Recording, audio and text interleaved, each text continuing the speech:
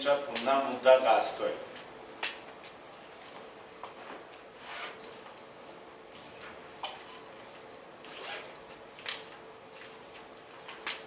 आणि ईव्हीएममुळेच काही उमेदवार हारलेत असा त्यांचा आरोप आहे.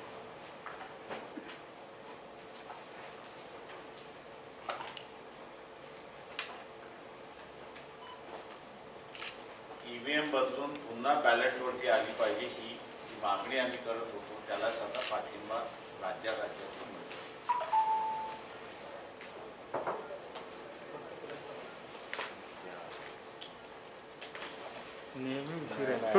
त्याचबरोबर आरजेडीचे असणारे तेजस्वी यादव यांचं आम्ही अभिनंदन करतो.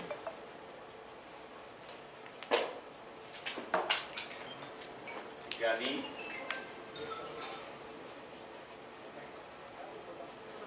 बीजेपी सारख्या बलाढ्य आणि नरेंद्र मोदी सारख्या जादूगारासमोर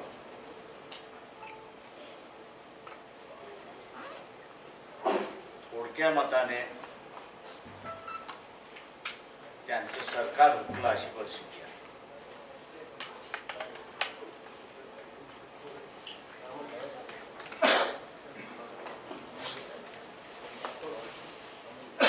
तेव्हा यापुढे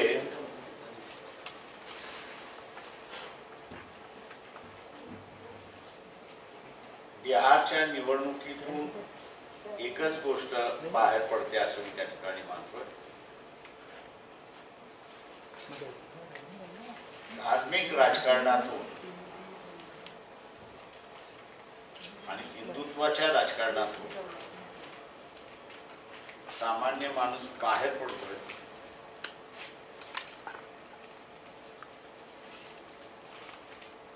कारण हिंदुत्वाच्या राजकारणाने सुद्धा त्याच्या विकासाची गंगा ही वाहली नाही.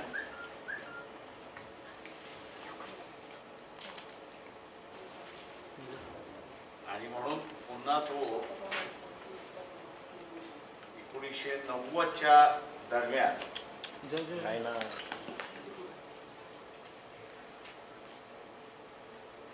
समाजामध्ये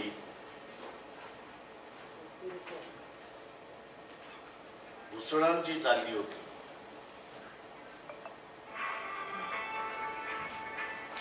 त्या घुसळणीचं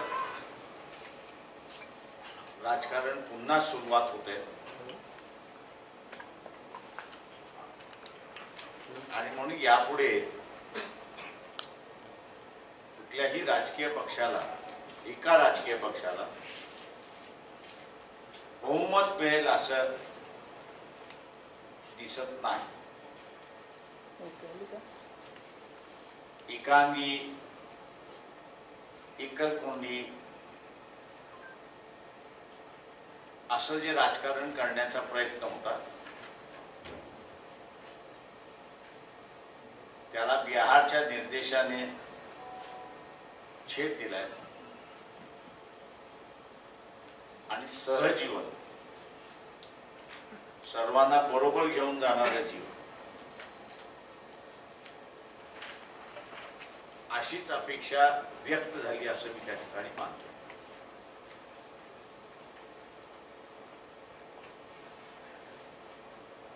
बिहारच्या जनतेने हा दिलेला नवा संदेश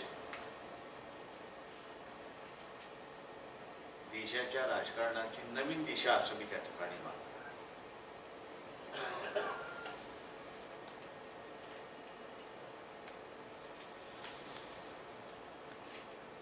महाराष्ट्रामध्ये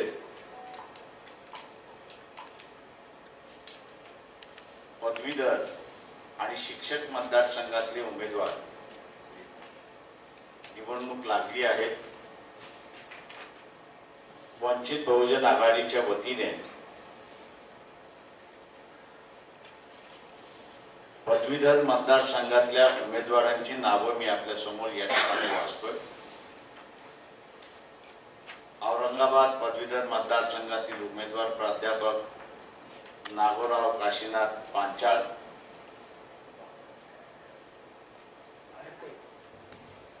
फॉर्म भरायला गेले. पुण्याचे असणारे उमेदवार प्राध्यापक सोमनाथ जनार्दन साळुंके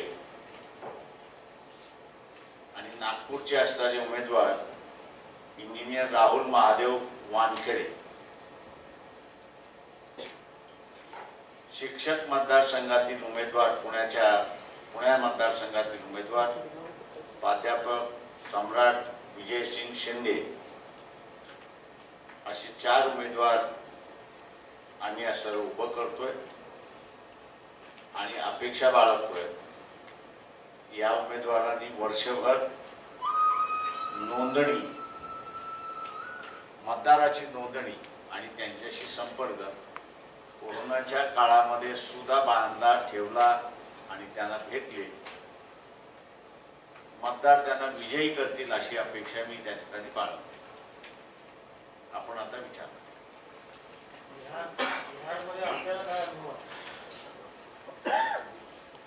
बिहारमध्ये एकंदरीत 22 सभा या मी पप्पू यादव बरोबर केल्या आणि काही सभा मी स्वतःहून केल्या.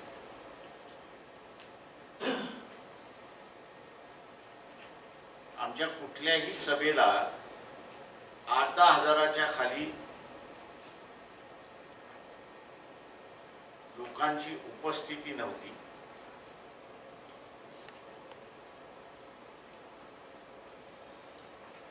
या सगळ्या नेत्यांमध्ये पप्पू यादव बद्दल मला असणारा प्रचंड सहानुभूती त्या ठिकाणी दिसली. सभा संपल्यानंतर लोक ज्यावेळेस भेटत होती त्यावेळेस कोरोनाच्या कालावधीमध्ये किंवा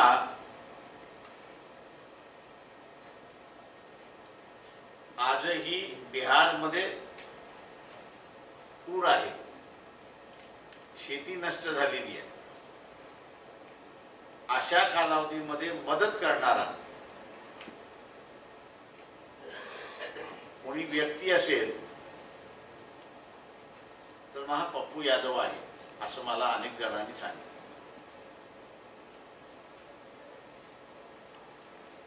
मौदपूर हा जो पप्पू यादवचा मतदारसंघ आहे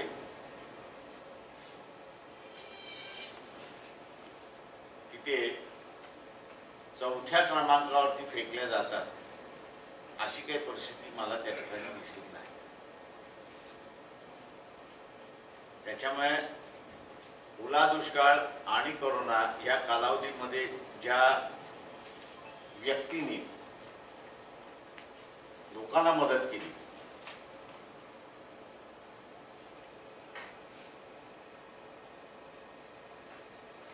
एकही माणूस येऊ नये याच्याबद्दल आशय नाही.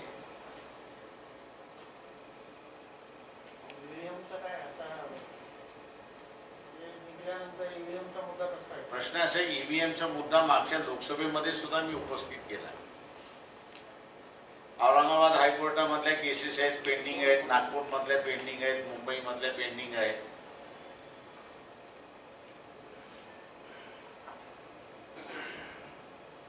कोर्टाने कधीतरी थोडं बाहेर जाऊन कायदा सरकारने बदलला नाही याच्याबद्दल दुमत नाही. कायदा ज्यावेळेस केला त्यावेळेस रिटर्निंग ऑफिसर असेल किंवा तिथला असणारा कलेक्टर असेल किंवा इलेक्शन कमिशन असेल याचा फार रोल नव्हता. रोल एवढाच होता मत छापण्याचा. जे पुस्तक असतं मताचं तेवढं छापणं, ते पोलिंग बूथ वरती पाठवणं, जेवढे वापरले जातील त्यांचे फिगर येत होते, त्याची शिल्लक राहत होती येत होते. आताचा परिस्थिती बदललेली आहे. आखी ईव्हीएमच ते आरओच्या हातात असते.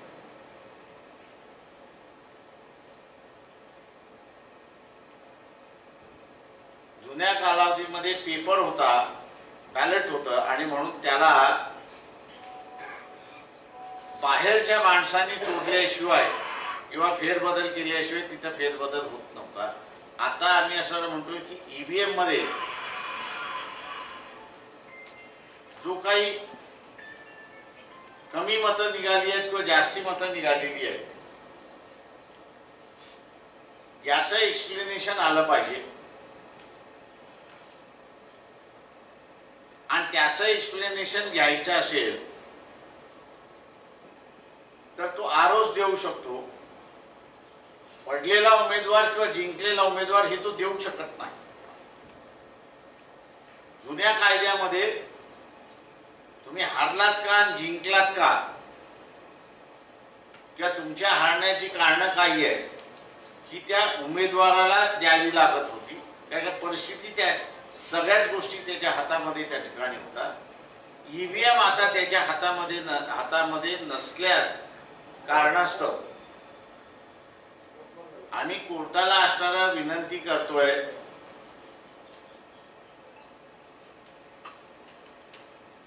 की सुप्रीम कोर्टाने काही निर्देश दिलेले आहेत त्या निर्देशाच्या बाहेर जाऊन रिटर्निंग ऑफिसरला तुम्ही असणारा आरोला विचारा की हे मताचा फरक का आलाय. त्याचं कुठे नाही कुठेतरी स्पष्टीकरण आलं पाहिजे. ते स्पष्टीकरण येत नाही तोपर्यंत ईव्हीएम वरती हा विश्वास कायमचा राहणार आहे, अविश्वास कायमचा राहणार आहे. याचं कारण की जगामध्ये ज्या ज्या ठिकाणी ईव्हीएम वापरल्या गेल्या त्या नाकारण्यात आल्या, थांबवण्यात आल्या, आता वापरल्या जात नाही. कारण तिथली व्यवस्था अशी म्हणते की हे मॅन्युप्युलेट केल्या जाऊ शकते. जिथे अमेरिकेसारख्या बलाढ्य देशाकडे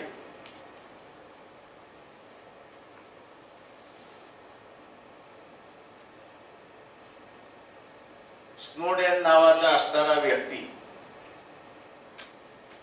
अख्ख्या IT सेक्टरमध्ये त्यांच्या घुसू शकतो आणि पाहिजे ती माहिती तो असणारा काढू शकतो. तर ईव्हीएम काय ही गोष्ट कोर्टाने थोडंसं लक्षात घेऊन ईव्हीएम वरचा विश्वास वाढवण्याच्या दृष्टिकोनातून कोर्टाने स्वतःचे अधिकार आणि मी असं म्हणेन की हायकोर्टाला सुप्रीम कोर्टापेक्षा अधिक अधिकार आहेत, ओरिजिनल ज्युरिडिक्शन पण आहे. त्या दोन्ही ज्युरिडिक्शनचा वापर करून ईव्हीएम जे आम्ही तपासायला मागतोय किंवा आरोला आम्ही जे तपासायला मागतोय त्याच्यामध्ये कोर्टाने सहानुभूतीपूर्वक जर विचार केला, कायदेशीर मी म्हणतो कायदेशीर सहानुभूतीपूर्वक विचार केला तर ईव्हीएम वरचा हा जो गैरविश्वास आहे तो एकतर जाऊ शकतो किंवा हे ईव्हीएम मॅनिप्युलेट होऊ शकतं. या दोनपैकी काहीतरी होऊ शकतं. आपल्याला काय अनुभव बिहारच्या निवडणुकीमध्ये पुन्हा ईव्हीएम घोटाळा झाला असं आपल्याला स्पष्ट म्हणायचं. आता असं सरळ आरोपच सुरुवात झाली तिथे आणि इलेक्शन आणि माझ्या माहितीप्रमाणे इलेक्शन कमिशनकडे पिटिशन द्यायला चाललेली आहे. माझा व्यक्तिगत अनुभव असा आहे, मी आज नाही म्हणालो, मी पहिल्यांदा ज्यावेळेस पडलो 2004 साली मी ज्यावेळेस पडलो त्यावेळेस मी असताना म्हणालो की मला लोकांनी पाडलं नाही, मला ईव्हीएमनी पाडलं.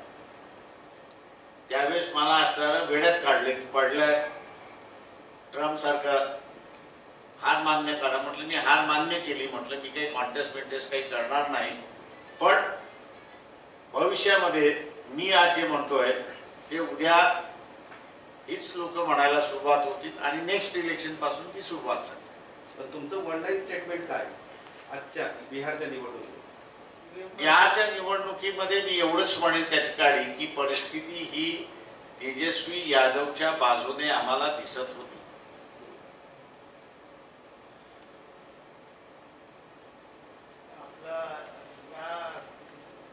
मग भाजपाच्या बाजूने गेली असं ईव्हीएमने नेली असं तुम्हाला म्हणायचं? माझं म्हणणं असं आहे की मागच्या लोकसभेचे जे काही निकाल आले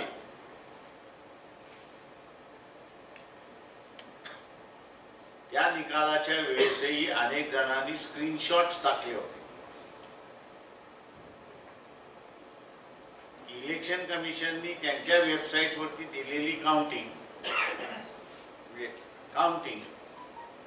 आणि दुसऱ्या बाजूस त्याच्या अगोदर इलेक्शन कमिशननीच वोटिंग किती दिलं याचे फिगर्स दिले होते. या दोन्ही फिगर्समध्ये फरक काय आला हा सगळेजणच विचारत आहेत, पण त्याचं एक्सप्लेनेशन इलेक्शन कमिशनकडून आलेलंच नाही. बिहार इलेक्शन मध्ये तुम्ही जसं म्हणताय की ईव्हीएम मध्ये काहीतरी अडथळा झाला असावा किंवा 2004 साली सुद्धा तुम्हाला एक शंका आली होती.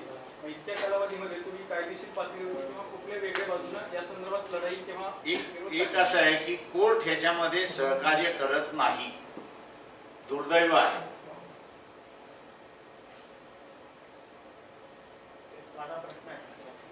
मग याला पर्याय काय? याला पर्याय एकच आहे की पुन्हा बॅलेटवरती जाणं. कोर्टही सहकार्य करत नाही तेही. हो, त्याच्यामुळे असं मॅन्युप्युलेशन आहे ना, त्याच्यामध्ये सरळ आहे म्हणून तर सहकार्य होत नाहीये. मग असं का होत नाही की जे ईव्हीएमच्या विरोधात आहे ते विशेषतः डेमोक्रेटिक फ्रंट गेल्या 2 निवडणुकांपासून विरोधात आहे. मग हे सगळे आम्ही जसं म्हणा मागच्या निवडणुकीमध्ये लोकसभेनंतर 36 इलेक्शन पेटिशन्स आम्ही दाखल केले. त्या 36 इलेक्शन पेटिशन मध्ये एक सुप्रीम कोर्टाचा निर्णय असा आहे की तुम्ही रिटर्निंग ऑफिसरला पार्टी करू शकत नाही. आम्ही असं म्हणतोय की इलेक्शन कमिशनला पार्टी केल्याशिवाय आणि त्याला एक्झामिन केल्याशिवाय ईव्हीएम मधली गडबड बाहेरच निघत नाही. हारलेला उमेदवार, जिंकलेला उमेदवार या दोघांच्या हातामध्ये ईव्हीएम नाही. त्याच्यामुळे जिंकलेल्याने समजा आपण धरून चालू मॅन्युप्युलेट केलेला आहे असं धरून चालू, तू कशाला मी कसं मॅन्युप्युलेट केलं हे सांगेल. जो डिफरन्स का आला मताचा कमी किंवा जास्ती याचं एक्सप्लेनेशन हे रिटर्निंग ऑफिसर कडूनच येणार. कारण मतदानाच्या अगोदर तू आम्हाला दाखवतो की ही मशीन क्लीन आहे. जेव्हा क्लीन आहे त्याच्यामध्ये 0 मत आहे. मतदान ज्यावेळेस होतं त्यावेळेस मतदान जातं आणि मतदान झाल्यानंतर तुम्हीच आम्हाला आकडे देता की एवढं मतदान झालं. काउंटिंग झाल्यानंतर तुम्ही आम्हाला आकडे देता एवढं काउंटिंग झालं. त्या मशीन मध्ये जेवढं गेलंय तेवढंच बाहेर पडलं पाहिजे. ते कमी ज्यावेळेस बाहेर पडतं किंवा अधिक ज्यावेळेस बाहेर पडतं त्याचं कारण काय? आणि तेच कारण आम्ही कोर्टाला असं म्हणतोय की तुम्ही आम्हाला असताना रिटर्निंग ऑफिसरला एक्झामिन करून द्या. कोर्ट आम्हाला असताना सुप्रीम कोर्टाचा निर्णय दाखवतोय. आम्ही कोर्टाला असताना हायकोर्टाला म्हणतोय की ओरिजिनल ज्युरिडिक्शन तुमच्याकडे आहे, हे ओरिजिनल पेटिशन आहे. तेव्हा सुप्रीम कोर्टाचा निर्णय जरी असला तरी तो बंधनकारक राहू शकत नाही. तुम्ही आम्हाला असताना आरोला पार्टी करू द्या. अजून आमचं भांडण कोर्टामध्ये चाललेलं. सगळं आरोपापुरतच मर्यादित राहणार. हो, याचं कारण असं आहे की जोपर्यंत कोणीही त्याचं एक्झामिनिंग करायला तयार होत नाही. बोला. माझा प्रश्न असा आहे, हे फक्त गेल्या काही वर्षांपासून आरोपापुरतं मर्यादित राहिले आहे. याचं उत्तर काही मिळत नाही. तुम्ही स्वतः कायदे तज्ञ आहात, त्यातून वेगळा काहीतरी मार्ग निघू शकतो. वेगळा मार्ग कुठला आहे मला सांगाल तर खरं. तर तुम्हाला माहित असेल. आम्हाला कुठलाच मार्ग माहिती नाही. या मार्ग एकच त्याच्यातला आहे की थर्ड पार्टी, आणि थर्ड पार्टी ही कोर्ट थर्ड पार्टी आहे. त्या कोर्टाने आमचं असं विनंती आहे की त्यांनी सुप्रीम कोर्टाने दिलेल्या जुन्या कायद्याप्रमाणे तुम्ही आता नव्या व्यवस्थेमध्ये अडकू नका. ईव्हीएम ही नवीन व्यवस्था आम्ही म्हणतोय. मॅन्युप्युलेशन आता उमेदवार करत नाहीये, ते मॅन्युप्युलेशन ही ईव्हीएम करते. जेव्हा ईव्हीएम कोणाच्या ताब्यात आहे तर आरोच्या ताब्यात आहे, तेव्हा आरो ही पार्टी झाली पाहिजे. हा आमचा लढा चालू झाला आहे. बिहारच्या एकूण ज्या काही जागा आहेत त्यापैकी किती निकाल जे आहेत ते साक्षर असावे? ते आता माझ्या अंदाजाने जे काही माझ्याकडे किंवा फिगर किती- झालेली किती आहे तक्रार केली आहे 19 जणांची असताना तक्रार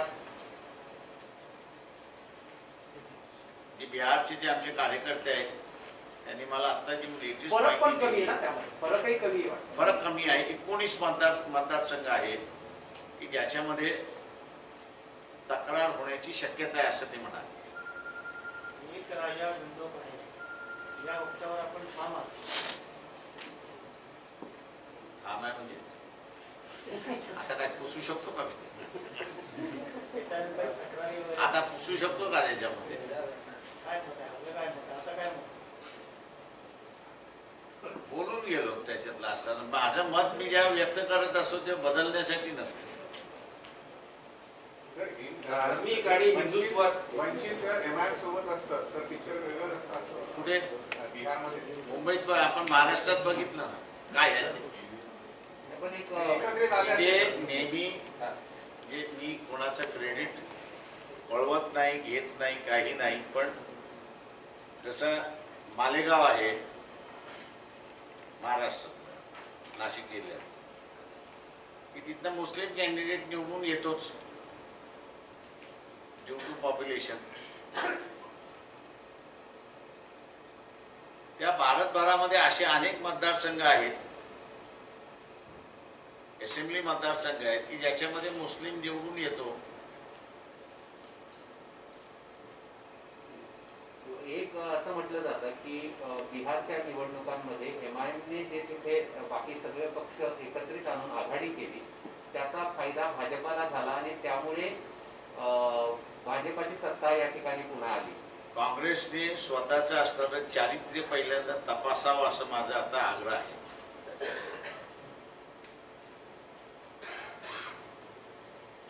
तुम्ही मधल्या आरोपावरती आरोप काँग्रेसने काय केलं 70 जागा घेतल्या आणि 19 जागा आल्या. आता काँग्रेसवरती सुद्धा आम्ही आरोप करायचा का की तुमच्या केसेस वाचवण्यासाठी तुम्ही 70 जागेचा आग्रह धरलात आणि बीजेपीला निवडून देण्याचा मार्ग मोकळा केलात म्हणून हा आरोप आम्ही करायचा का? किंवा काँग्रेसवाल्यांनी स्वतःचं चारित्र्य पहिल्यांदा तपासावं बघावं आणि मग वक्तव्य करावं. तुम्ही असं म्हणालात की धार्मिक आणि हिंदुत्ववादी जी मतं आहे त्याला बिहारच्या जनतेने जागा दाखवली पण दाखवून गेली. जागा दाखवली असं नाही सर त्याच्यात. सर, ऐका प्रश्न जर हे सगळे डेमोक्रेट फ्रंट तुमच्यासह सगळे जर एकत्र आले असते तर त्याला अधिक हे केलं असतं किंवा त्यांना संपवलं असतं. मोदी राज तिथला संपवला असता भाजपचं संपवलं असतं. तर तुम्हाला वाटलं नाही का की या निवडणुकीनंतर खरंच आपल्याला सगळ्यांना डेमोक्रेटिक फ्रंटच्या सगळ्यांना एकत्र आलं पाहिजे आपण सपोर्ट केला पाहिजे असं तुम्हाला वाटतं का? एक लक्षात घ्या की स्टेट कॉन्टेस्ट ज्यावेळेस होते त्यावेळेस धार्मिक फोर्सेसना धार्मिकता निवडणुकीमध्ये आणणं फार सोपं झालं. तो इमोशनल फिलिंग असतो आणि तो इमोशनल फिलिंग आणणं फार सोपं झालं असं मी त्या ठिकाणी मानतो. बीजेपीचा पराभव किंवा एनडीएचा पराभव मी त्याला बीजेपी सत्ता जरी असली तरी मी त्याला पराभवच मानतोय.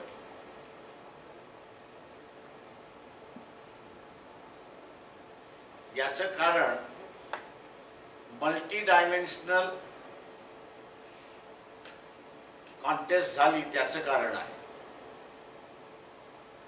मल्टी डायमेन्शनल कॉन्टेस्ट झाल्यामुळे बीजेपीने दुर्गा देवीच्या संदर्भात आणि एकदा हिंदू मुसलमानाच्या संदर्भात दंगल करण्याचा प्रयत्न जो केला तो दंगलीचा प्रयत्न लोकांनीच हाणून पाडला आणि दंगल झाली नाही.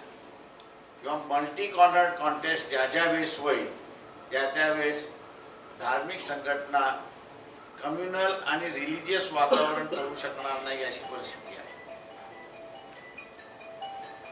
आता नितीश हे सेकंड आहे परंतु दिग्विजय सिंग यांनी त्यांना ऑफर दिलं की जर वाटलं तर तुम्ही सत्तेत येऊ शकता आपला ते मला वाटतं आता खूप एचीवर आहे काय राजकारणाचा शेप घेईल ते. तुम्ही आंदोलन करूनही पंढरपुरामध्ये उद्धव ठाकरे प्रार्थना स्थळ सुरू करत नाही. हा, ते आचार्यांचं ऐकतात, ते हरिभक्तांचं ऐकत नाही, अशी अवस्था आहे.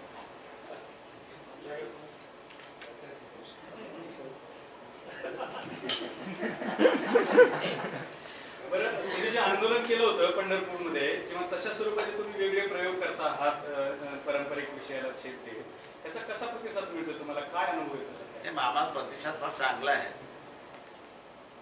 म्हणजे पंढरपूरचा मंदिर उघडाव, विठ्ठलाचं मंदिर उघडाव म्हणून असं 1 लाख लोक स्वतःहून येणं, भाविकांचे येणं हे सगळ्यात मोठं आहे. तुम्ही सगळ्यांनी दुसरी एक बातमी म्हणजे मराठवाड्यातलीच असणारी आहे, पण तुळजाभवानीची असणारी बातमी दिली नाही. BJP वाल्यांना गोंधळ कुठं घालतात याचीही त्यांना असणारं कल्पना नाही. कट्टर धार्मिकता मानणारा वर्ग BJP सारखा, त्याला तुळजाभवानीच्या समोरचा असणारं गोंधळ कुठं घालतात याची सुद्धा जाणीव नाही. आणि लोकांनीच बडवलं आणि त्यांना हाकलून पाठवलं. मोठी बातमी होती, तुम्ही दिली नाही. मी तुम्हाला दोष देत नाही, तुमच्या मालकाला दोष देतोय. तर तुम्हाला महाराष्ट्रात प्रत्येक ठिकाणी प्रतिसाद मिळतो, पण हेच का मिळत नाही तुम्हाला? माझ्याकडे पैसे नाहीत ना. माझ्याकडे एक वर्ग असा आहे की जो इलेक्शन आलं की दिवाळी समजतो. नाही, मागच्या लोकसभेला तर तेच म्हणतोय की माझ्याकडचं आम्हाला मानणारा एक असा वर्ग आहे, तो एवढा गरीब आहे, एवढा गरीब आहे की त्याला मतदानाचा दिवस म्हणजे दिवाळीचा दिवस वाटतो. आम्ही त्याला दिवाळी देऊ शकलो तर आमच्याकडे यश आलं असं समजून घ्या. आणि त्याच्यामुळे आम्ही बघतोय कोण टाटा, बिर्ला, अडाणी असं कोणी आमच्या बाजूला लोकांनी पैसे देऊ लोकांनी स्वतः उमेदवाराला 10-5 रुपये देऊन मतदान केलं ना. त्यांनी असणारं केलंय याच्याबद्दल दुमत नाही. आम्हाला जो जाणीव मतदार होता, थोडासा सक्षम मतदार होता, त्यांनी आम्हाला इलेक्शनमध्ये निधी दिला की ज्याच्यामुळे आम्ही असं इलेक्शनचा प्रचार करू शकलो आणि मी हेलिकॉप्टरने फिरू शकलो, अशी परिस्थिती आहे. ते माझ्या हेलिकॉप्टरच्या ह्याच्यावरनं सुद्धा काँग्रेसवाल्यांनी, BJP वाल्यांनी वादंग उभं केलं की हे कसं हेलिकॉप्टरने फिरतात, म्हणजे आम्ही असणारं पैदलच फिरलं पाहिजे. नाही, एक प्रश्न असा आहे की बिहारमध्ये एवढ्या मोठ्या प्रमाणावरती निवडणुका होतात, मात्र महाराष्ट्रामध्ये ग्रामपंचायत निवडणुका कोविडमुळे होत नाहीत. औरंगाबाद महानगरपालिका, नवी मुंबई महानगरपालिका ह्याही निवडणुका होत नाहीत. आता ह्या निवडणुका घेण्याची वेळ आली असं आपल्याला वाटतं. आणि माझं म्हणणं असं आहे की जे मुंबई हायकोर्टाने इलेक्शन पिटिशनचं जे ग्रामपंचायतीच्या संदर्भातलं जे पिटिशन फेटाळलं, हे दुर्दैव असं मी त्या ठिकाणी मानतो. कुठलीही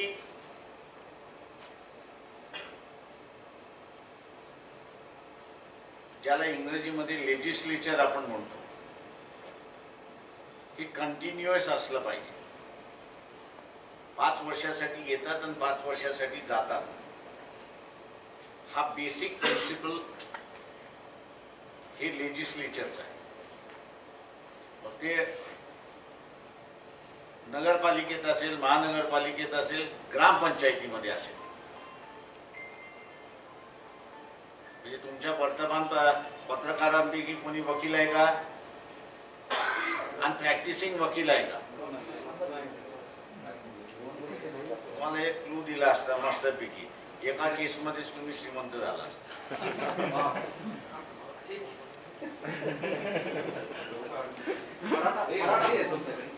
मराठा आरक्षण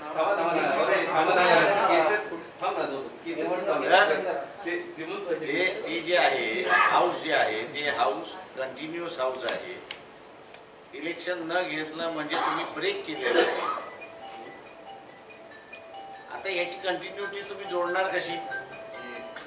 महाराष्ट्रात निवडणुका घ्यायला पाहिजेत का? माझं म्हणणं आहे जगामधलं वॉर चालला असेल, भारत पाकिस्तान वॉर चालला असेल, भारत बांगलादेश वॉर चालला असेल, भारत चायना वॉर चालला असेल आणि इलेक्शन ड्यू असेल तर ते इलेक्शन घेतलंच पाहिजे.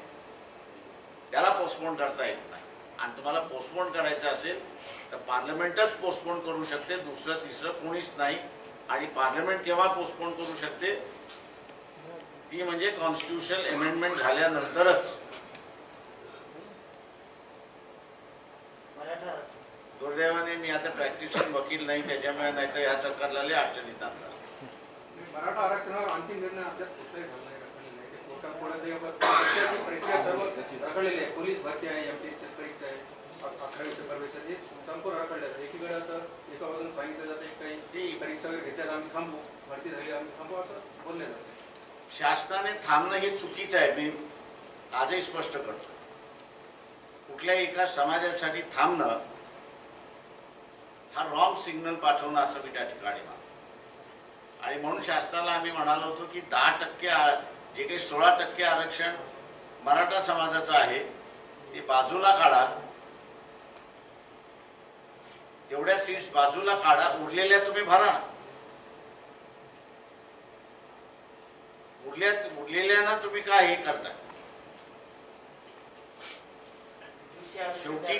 शेवटी ऍडमिनिस्ट्रेशन हे चाललं पाहिजे. ऍडमिनिस्ट्रेशन चालवायचं असेल तर जसा आमदार, खासदार, नगरपालिका, जिल्हा परिषद, पंचायत समिती, ग्रामपंचायतीमध्ये निवडून आलेला सदस्य पाहिजे, तशा रीतीने शासन चालवण्यासाठी तुम्हाला नोकरशाहीचा वर्ग पाहिजे. तोही आता आवश्यक आहे. तो तसा तुम्ही नाकारताय कसं? किंवा दुसरं शासन हे करू शकलं असतं की सुप्रीम कोर्टाने स्टे दिला, हे बरोबर आहे, पण त्या निर्णयाच्या अधीन राहून 16% जागा या नमूद करून या मराठा समाजाला 16% जागा दिलेल्या आहेत त्याचं नमूद करून त्याला अपॉइंटमेंट लेटर देताना की subject to the decision of the court आम्ही तुला असाला अपॉइंटमेंट देतोय.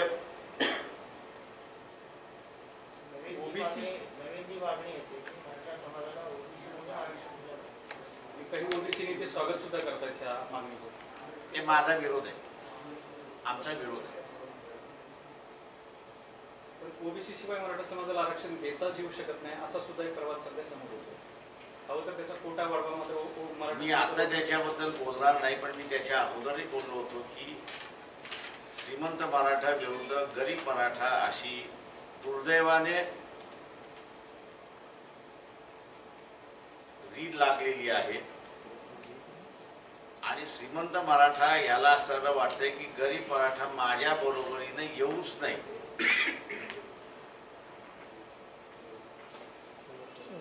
आणि म्हणून त्यांनी घोळ घातला असं मी मानतो.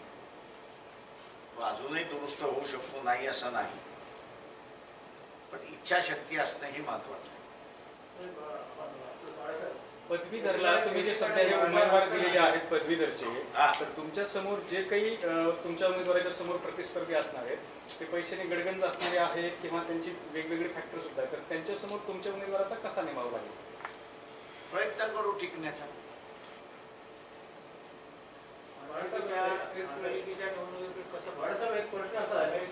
निकाल आले काढलं तर आवाज जरा स्पष्ट होईल ना. जे आता निवडणूक झाली, जो निकाल आला आणि ट्रम्प ज्या पद्धतीने वागतोय त्याकडे आपण कसं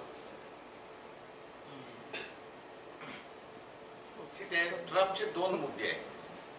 एक मुद्दा त्याचा असणारा, आपण ज्याला बॅलेट म्हणतो ते मेल म्हणतात, मेल वोट, बॅलेट वोट आपण ज्याला म्हणतो ते. आपल्या इथलं बॅलेट कोणाकोणाला आहे ते स्पष्टता आहे. आता तिथली मला अजिबात स्पष्टता नाही की कोणाला बॅलेट करता येतं कोणाला करता येत नाही. आणि दुसरं त्याचं म्हणणं असं आहे की मतदानाच्या दिवशीच तुम्ही असं मतदान घेतलं पाहिजे, त्याच्यानंतर घेतलेलं जे मतदान आहे अवैध असतं. आता ती घडलं की न घडलं याची आपल्याला माहिती नाही. त्याच्याबद्दल इथल्या कोणी फार लिहिलंय असं मला दिसत नाहीये त्याच्यामध्ये. सर, आगामी महानगरपालिका निवडणुकीमध्ये तुमचा जो जुना मित्र पक्ष आहे ना, त्याच्यासोबत युतीचे काही संकेत आहेत? नाही. कायमस्वरूपी नाही की भविष्यात निर्णय घेतला जाऊ. शक्यता पण नाही.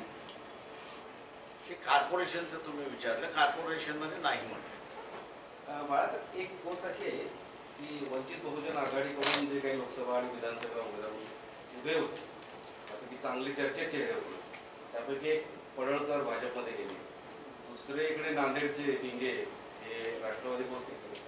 तर तुम्ही ज्यांना मोठं करताय, त्यांचं नाव चर्चेत आणताय, ते दुसऱ्या पक्षात जात आहे, असं का होतं? असं का? तुम्ही तीनच माणसांची नावं वर्तमानपत्रामध्ये चर्चेमध्ये आणताय. आता हे आमच्या समोर असणारे बीडचे पिंगे आहेत, त्यांचेही असणारे, त्यांनाही चांगले हिंगे आहेत, त्यांचेही असणारे चांगली मतं मिळाली, पण तुम्ही त्यांचं नावच देत नाही.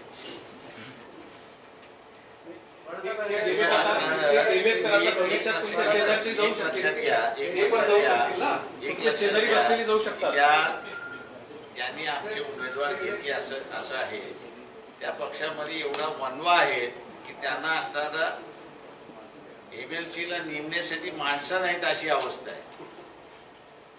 नाही सर, मागचा पण इतिहास आहे मकाराम पवारचा यांचा. तुम्ही त्यांना मिनिस्टरकी दिली, आमदारकी केली, पण ते तुम्हाला सोडून जातात. याचं कारण काय? मकाराम पवार, भीमराव केराम, हे तुम्ही त्यांना आमदार केलं, पण ते तुम्हाला सोडून का गेले? त्याचा काही विचार, रहस्य काय? ते आता ते रहस्य तुम्ही त्यांनाच विचारलं. नाही, तुम्ही आत्मपरीक्षण परीक्षण केलं असणार ना. कुठली निवडणूक आली, पराभूत झाली, प्रश्न असा आहे, तुम्ही किंवा 5 जण गेली की तुम्ही असं चर्चा करता, 100 जण वंचित बहुजन आघाडी चालवतात आहेत हा विचार होत नाही. केला होता आपण त्याच्यामुळे असं ही जरी नावं त्यांची तुम्ही घेतली गेले, मान्य आहे मला, पण वंचित बहुजन आघाडीमध्ये काही फरक दिसतोय का आपल्याला? नाही. व्यक्ती म्हणून ते गेले. आता बंगाल आहे, पुढे दिल्ली आहे, असं एक स्टेट पुढे आता इलेक्शन होणार आहे. बंगाल आहे, आता बंगाल आहे, पुढे आणखी दिल्ली असेल, आणखी आहेत, एक टप्प्याटप्प्याने इलेक्शन. पण हा जो मोदी फॅक्टर आहे, जरी पराभूत झाले असं जरी शब्द वापरला तरी ते सत्तेवर तेच बसले. त्यांना सत्तेतून खाली खेचण्यासाठी किंवा त्या सत्तेपर्यंत न पोहोचू देण्यासाठी तुम्हाला काय वाटतं, काय करायला हवं? आता काही जे महागठबंधन झालं त्यापेक्षा पुढे जाऊन काय केलं पाहिजे? एक महागठबंधन मधला असताना ज्याला संकेत म्हणून आलेला आहे, आणि ते संकेत म्हणजे काँग्रेस बरोबर लोक जायला तयार नाही. याचाच अर्थ मी असा मानतोय की विरोधी संघटनांमध्ये कोणीतरी पुढाकार घेऊन ऑल इंडिया लेवलवरती असताना विरोधी पक्ष जर उभा केला आणि त्याच्यामध्ये काँग्रेसला फक्त सहभागी करून घेतलं तर मोदीला तुम्ही डिफीट करू शकता. हा संदेश मोठा दडलेला, एवढं लक्षात घ्या. म्हणजे तेजस्वी म्हणून मी त्याचं अभिनंदन केलं. त्याचं कारण असं आहे की राजकीय आयुष्य काय त्याचं, गेले मागचे 3 वर्ष लालू प्रसाद यादव जेलमध्ये, मोदी सरकारने अख्खं कुटुंब स्कॅनर खाली घेतलं, ईडी खाली घेतलं, इन्कम टॅक्स खाली घेतलं, सगळं घेतलं. जेवढा त्रास देता आला तेवढा त्रास दिला, आणि तरीही मोदीच्या समोर एक सक्षम पर्याय बिहारमध्ये उभा केला. हे इंडिकेशन आहे की काँग्रेस लेड ऑपोजिशन चालणार नाही. काँग्रेस सहभाग राहून इतरांनी जर ऑपोजिशन लीड केला तर ते सक्सेसच्या मार्गावरती आहे. हा बिहारचा सगळ्यात मोठा संदेश आहे. शरद पवार केलं तरी चालेल. कोणी आहे मी, शरद पवारांनी जर नेतृत्व केलं मी आहे मी असं सहभागी व्हाल का तुम्ही? शरद पवारांनी जर अशा आघाडीचं नेतृत्व केलं, प्रकाश आंबेडकर ऑल इंडिया लेवलचा आहे, जिल्ह्याच्या लेवलचा असताना मला नका विचारू. तुम्ही म्हणजे त्याच्यामुळे काय मी कधी इम्पोज करत नाही मला स्वतःला. पण आज बिहारमध्ये असणारा मी एक फॅक्टर आहे एवढं लक्षात घ्या. पण तुम्ही स्पष्टपणे सांगतच नाही मी कधी स्पष्टपणे सांगत नाही की जे काँग्रेस विरहित जर कोणी नेतृत्व स्वीकारला त्याला मला एक सांगा, उद्या तेजस्वीनी केलं तर काय अडचण आहे? तुम्ही शरद पवारवरती का बसला? ममता बॅनर्जी स्वतःला टायअप करून का घेऊ? त्या ममता बॅनर्जींनी करायचं ठरवलं तर का? मागच्या उद्या असणारा वर्षी समजा ओडिसाचे पटनायकनी केलं तर का? अनेक जण आहेत त्याच्यामध्ये.